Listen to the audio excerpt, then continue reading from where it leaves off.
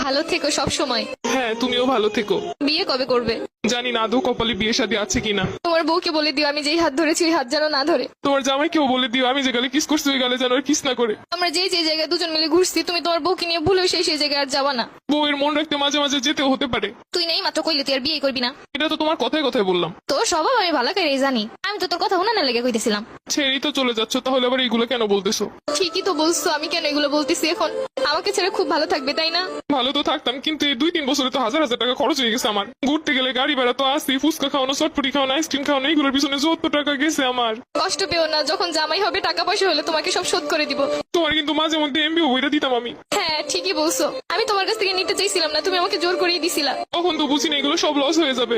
আচ্ছা জামাই হলে ওটাও শোধ করে দিব, টেনশন করো না। ঠিক আছে, ওইগুলো শোধ করে দিলে আমার আর মনে কোনো কষ্ট নাই। শুধু নিজে যা যা করছো তাই ভাবলা, আমি যে কি করছি সেইগুলো মনে নাই। একদিন কচু শাক রান্না করে নিয়ে আসছিলাম, লাল শাক বোনা করছিলাম, তোমাকে ছেড়ে খাইতে পারতেছিলাম না তাই বক্স ভরে তোমাকে এনে দিছিলাম। আচ্ছা, আমার যখন বউ হবে আমিও তোমাকে লাল শাক আর কচু শাকের তরকারি রান্না করে বাটি ভরে দিয়ে আসবো। চেয়েছিলে এই শীতে রাজহাঁস রান্না করে খাওয়াতে আমাকে। ইচ্ছে তো ছিল কত কিছুই, কিন্তু হলো কই? সবই তো ঠিক ছিল, শুধুমাত্র একটা স্বপ্ন দেখে এভাবে চলে গেলে। আর আমার এই শীতে রাজহাঁস খাওয়া হলো না। শুধু কি স্বপ্নই? তুমি যে একটা মেয়ের দিকে তাকাইছিলে 2 মিনিটের জন্য, সম্পর্কে শুরুতেই বলছিলাম কোনো মেয়ের দিকে ভুলেও তাকাবা না। তুমি শুধু তাকানোটাই দেখলে, কিসের জন্য তাকাইছি সেটা তো একবারও জানতে চাইলে না। ওই মেয়েটার অন্য গাড়িতে পেঁচে যাচ্ছিল, আমি মেয়েটাকে বাঁচানোর জন্য ওকে ইশারা করে বুঝাচ্ছিলাম। আমি বেঁচে থাকতে অন্য কেউ মরে যাচ্ছে বলে তোমার এত কষ্ট হচ্ছিল? আমি তো বলেছি আমার ভুল হয়েছে। কিছু কিছু ভুলের কখনো ক্ষমা হয় না, এটা তো জানো। আর তুমি তো জানো আমি সবকিছু সহ্য করতে রাজি, কিন্তু মেয়েদের ব্যাপার নিয়ে একদমই সহ্য করতে পারি না। তাই তো আর আটকাতেও পারছি না। দোয়া করি সুখে থাকো সব সময়। তুমি আমাকে খুব সহজে ভুলে যেতে পারবে তাই না? ঘৃণা মানুষকে সবকিছু করতে শিখায়। ভাবতেছি এতদিন যার সামনে তোমাকে বউ বলে পরিচয় দিচ্ছি, পরবর্তীতে কি হবে? তাদেরকে বলবে আমি মরে গেছি। জীবন তো কারোর জন্য থেমে থাকে না। আচ্ছা, কিছু মনে না করলে একটা কথা বলি। আমি যা আবেগের বসে তোমার একটা পায়েল কিনে দিছিলাম, ওই পায়েলটা কি ফেরত দেওয়া যাবে?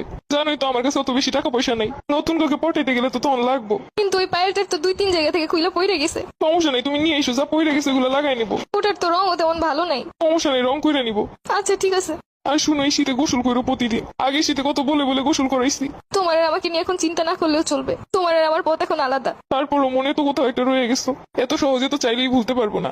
কিছু না মনে করলে আমি একটা কথা বলি। তোমার তো আমি একটা গড়ি গিফট করছিলাম, ওই গড়িটা কি ফেরত দেওয়া যাবো? ওই গড়িটা তো পানি ঢুকে নষ্ট হয়ে গেছে। সমস্যা নেই, নষ্ট হইলেও চলবো। পুরোনো জিনিস বিক্রি হয়ে যে গ্রুপগুলোতে ওইগুলোই সেল করে দিব।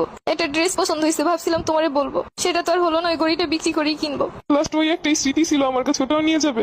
আমি নিজেই নেই, আমার স্মৃতি দিয়ে আর কি করবে?